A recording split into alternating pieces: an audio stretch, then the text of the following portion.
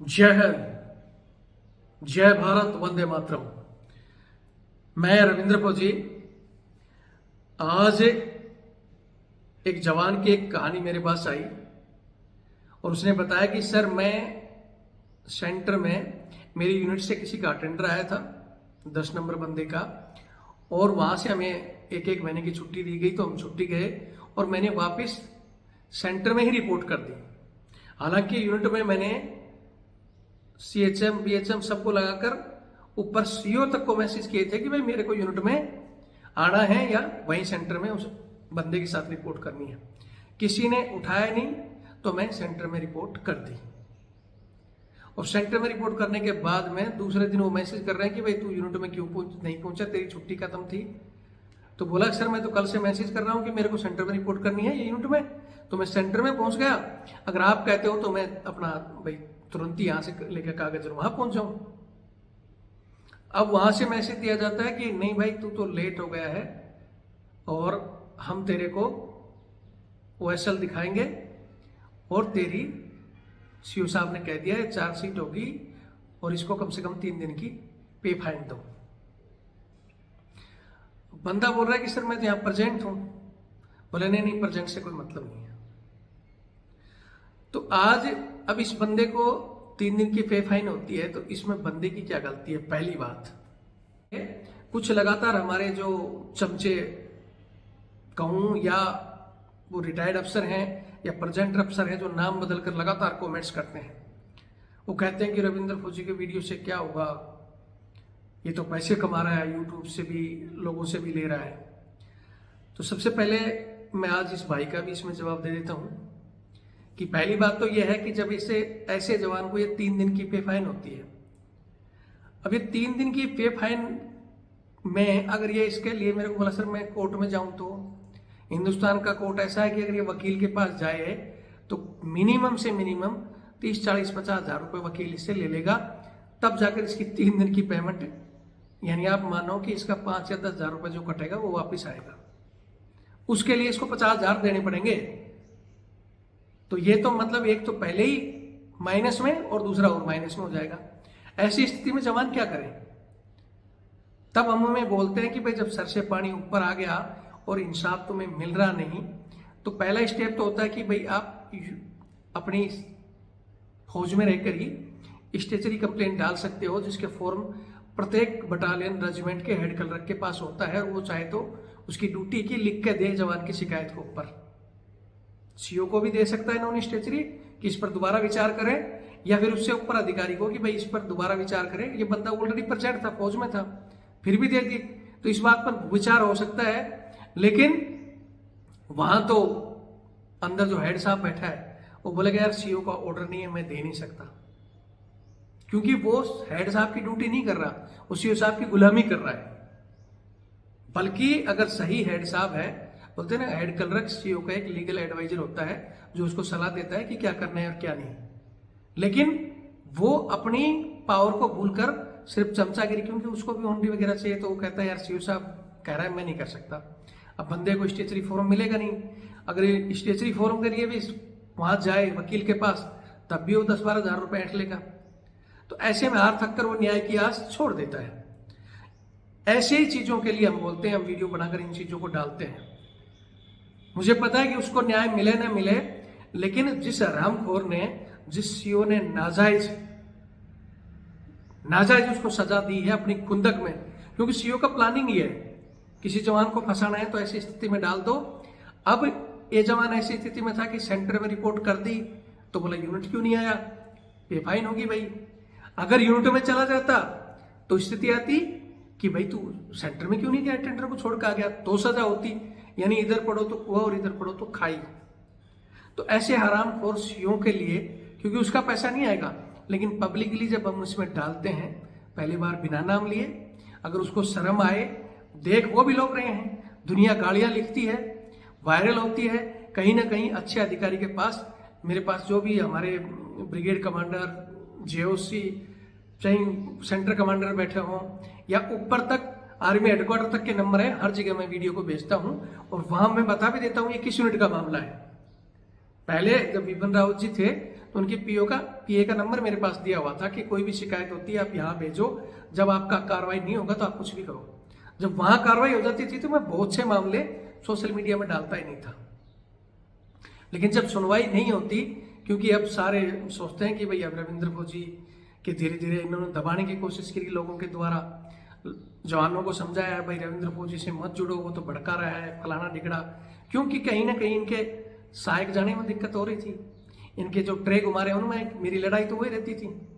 तो बहुत चीजें ऐसे ठीक हुई, लेकिन कुछ तो अफसर हैं जो कमेंट्स बदल के कि रविंद्र फौजी से किसी भी तरह इनको जवानों को, क्योंकि वो लेटर वाली तो चली नहीं, चैनल बढ़ता ही जा रहा है। अब तरीका यह है कि भाई इनको किसी न किसी आर्थिक सहायता से रोक दें, इसका वीडियो शेयर करने के लिए रोक दें, जब लोगों के व्यू कम आएंगे वो आएंगे तो अपना आप धीरे धीरे बंद हो जाएगा। इनकी ये सोच है और ये इस तरह के जो कमेंट्स करते हैं। फिर कह रहा हूं कि हम इसीलिए वीडियो डालते हैं, जो नहीं आराम को मानते ना, जो इस तरह जवान को नाजायज तंग करते हैं, उनको लोग गालियां दें। रही बात आर्थिक सहायता की, तो रविंद्र फौजी भी टाटा बिरला नहीं है। रविंद्र फौजी ने सुप्रीम कोर्ट तक सहायक प्रथा के केस को लेकर गया, उस समय भी मैं जवानों को बोलता रहा कि भैया इसके लिए अच्छा वकील खड़े कर दें। 2 साल उसकी तारीख टेंटेटिव डेट देते, आज सुनवाई। और मैंने बताया भी था कि वो हमारे यूवी ललित जी जब सरकार के ही अमित शाह के पास रहे वकील चीफ जस्टिस बने थे, उस समय उस केस को उन्होंने खारिज कर दिया। पहले तो मेरे को आ गया विड्रॉल कर लो, मैंने विड्रॉल किया नहीं तो उन्होंने खारिज किया। उसको दोबारा मेरा लगाने का विचार था, लोगों से मैं बार बार अपील करता रहा कि भाई आप सपोर्ट करोगे तो मैं दोबारा वकील, एक बार जाने में भी वहां सुप्रीम कोर्ट तक पहुंचने में भी 5 लाख 10 लाख रुपए खर्च आता है। अग्निपथ की भर्तियों को लेकर हम इन बच्चों के लिए गए हाई कोर्ट, पहले सुप्रीम कोर्ट, फिर हाई कोर्ट, फिर सुप्रीम कोर्ट, ऐसे घूमते घूमते लाखों रुपए वकील, वहां मेरा कोई चाचा ताऊ नहीं बैठा या मेरा कोई रिश्तेदार नहीं है। 5 मिनट बात करो तो पैसे ले लेते हैं वकील। रविंद्र फौजी टाटा बिरला नहीं है कि भाई इसके पास कोई अनाप शनाप आ रही है। इन लोगों ने पहले हरामखोरों ने ऐड चलाता है फलाना, मैंने 1 साल से ऐड वगैरह भी चैनल पर बंद कर रखी है। इनके कहने से मैंने चलो छोड़ो, क्यों मेरे को ऐड की जरूरत नहीं, मेरा परिवार मेरी पेंशन में पल रहा है, भगवान का दिया, मेरे खेती बाड़ी भी सब कुछ ठीक ठाक है, मुझे किसी प्रकार की कोई कमी नहीं है। लेकिन इतना टाटा बिरला भी नहीं हूं कि मैं मेरी पेंशन और सब कुछ इसी में लगा दूं और मैं मेरे बच्चों को देखना भूल जाऊं। जो चीजें यूट्यूब के लिए या इनको हाईलाइट करने के लिए या कोर्ट में जाने के लिए या ऐसी लड़ाई के लिए अकाउंट नंबर देता हूं। अब ये कहता है कि संगठन बने तो है, हमारे संगठन बने हैं और रटी रटाई एक ही चीज की लड़ाई लड़ते हैं, बस एमएसपी ओआरओपी, पता नहीं कैसे फौजी हैं, सिर्फ पैसे बढ़ा दो, ऑनरी कैप्टन दे दो, कुछ भी करवा लो।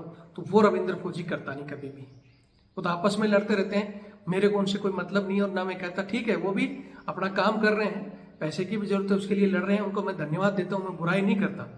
लेकिन मेरा मकसद हमेशा से ये रहा है कि पहले अगर आपकी सेल्फ रिस्पेक्ट होगी, ये जो अंदर बूट पुलिस कुत्ता घुमाना, ये घरेलू काम जो करवा रहे हैं ना, उससे जितनी हमारी रिस्पेक्ट गिरी हुई है, जितना डाउनग्रेड जवान को समझा जाता है।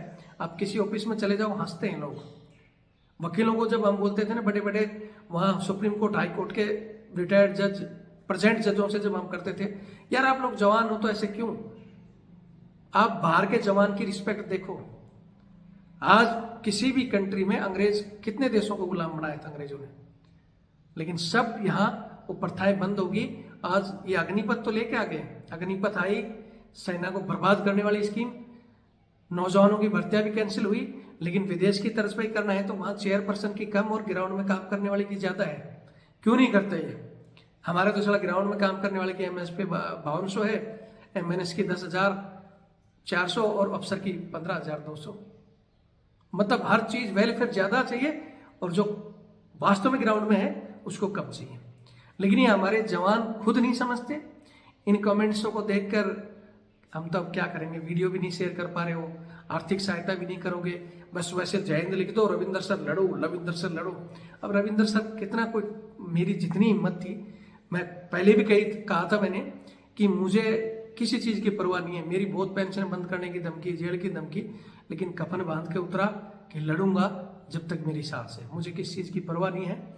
लेकिन लड़ाई के लिए अब ये धन तो मैं कमा कर कहीं से लाकर एक्स्ट्रा कहीं से, मैं चाहूँ तो बहुत सी चीजें हैं, बहुत से मेरे पास आते हैं, ऐड दे दो, किसी पार्टी का प्रचार कर दो, वो कर दो, मैं वो भी करने लग जाऊंगा।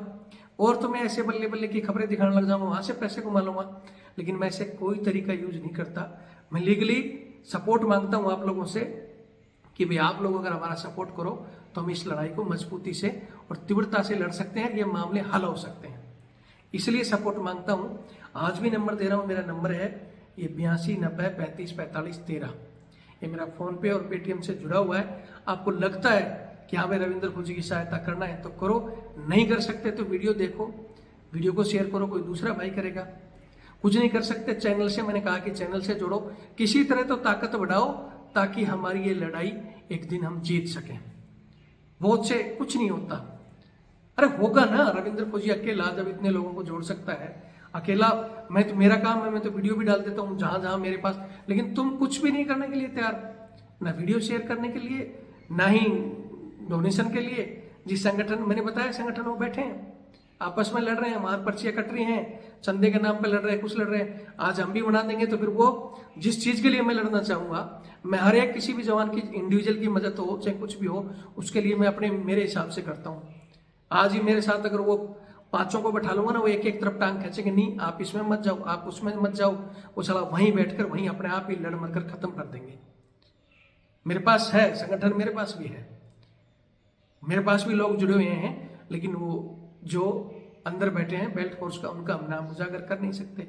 सलाह हम भी उन लोगों से लेते हैं, मदद वो भी हमारी कर रहे हैं। तो ये जो चमचे चू चू चू कमेंट्स करते हैं ना, ये मैंने बता दिया, ये तो वो है कि जो बूट पुलिस मैंने मेरी मेहनत से बंद कराया, जो दिल्ली में और आपस में वर्दी में कुत्ता लिए घूमते थे ना, मेरे इतने वीडियो और इतनी हालत के बाद वो बंद हुआ। लेकिन जिसको खुद ही मरवाने का शौक है, वो सिविल ड्रेस में लेकर घूम रहा है, सिविल ड्रेस में इनके घरों में रह रहा है, तो उसका रविंद्र खोजी क्या करे? बोले ना घर का भाई गांडू तो क्या करेगा पांडू। तो मैं तो सिर्फ लड़ सकता हूँ, उन चीजों को खत्म कराने की कोशिश कर सकता हूँ, लेकिन वो जो खुद ही घर जाकर जाने वाले हैं उनका तो इलाज ही नहीं है। तो भैया मेरा मकसद मैंने आपको बता दिया, अगर सपोर्ट कर सकते हो तो करो, ताकि हम इस लड़ाई को बड़ी लड़ाई के रूप में बदल कर सकें और एक सम्मान और इज्जत की नौकरी जो सैनिक को मिलनी चाहिए वो कर सकें। इसके अलावा ये मेरा बार कोड है, आप इसके माध्यम से भी पेमेंट कर सकते हैं, बार कोड और फोन पे पेटीएम के माध्यम से नहीं। तो ये मेरा अकाउंट नंबर है 612 642 33 600, IFSC कोड इसमें दिया हुआ है रविंद्र सिंह के नाम से।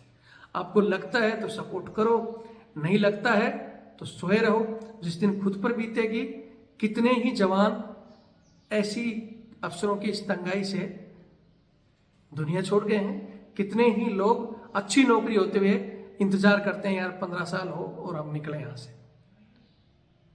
कितने ही लोग मजबूरी में दम घुटता है इन कामों से, हमारे साथ भी मजबूरी हुई है। या तो काम करो, उनके मैडमों के कच्चे बनियान तक धो, झाड़ू पोछा करो, टॉयलेट साफ करो। अगर वो करो तो खुद का जमीर गिराओ, वर्दी का जमीर गिराओ, और नहीं करो तो 7 दिन 8 दिन गले में टायर पिट्ठू टहला रहे हैं, वो लगा रहे हैं। कौन लड़ेगा इसकी लड़ाई? सही लगता है जुड़ो, शेयर करो, मदद करो, नहीं तो सोते रहो, इंतजार करो। ठीक है आपके साथ नहीं हुआ, लेकिन वहां आपका भाई आपका बच्चा वही जाएंगे, कल उनके साथ होगा। इन वीडियो से हम उसकी 3 दिन की पेमेंट पता नहीं ला पाएंगे कि नहीं ला पाएंगे, लेकिन वो हरामी सीओ दोबारा किसी की काटेगा तो 4 बार सोचेगा कि हाँ मैंने गलती की और पब्लिक कितनी गालियां दे रही है। और कोई अच्छा अधिकारी होगा तो उसको बम्बू भी दे देगा जहां हम भेजते हैं, तो फिर उसकी दोबारा इंक्वायरी भी करेगा, या फिर उसका खुद का प्रमोशन ठप कर दिया जाएगा। तब याद आएगा उसको कि हाँ मैंने गलती की थी, लोगों की गालियां दुआ बदुआ लगी, कोई ना कोई ऊपर बैठा उसको जरूर उसको भी बेआवाज की लाठी मारेगा। इसलिए हम नाम नहीं लेते, और जरूरत पड़ती है तो फिर बहुत से वीडियो में मैंने नाम भी लिए हैं और नाम भी ले देंगे। अगर इस जवान का अभी तक पेंडिंग है मामला, अगर होगा, इसकी वीडियो ऑडियो रिकॉर्डिंग मेरे पास आई हुई है, और वो बंदा जिसको 10 नंबर करके भेज रहे हैं वो तो आने वाला ही है, वो फिर खुली इनकी बाई नेम वो डालेगा बंदा। जय हिंद, जय भारत, वंदे मातरम।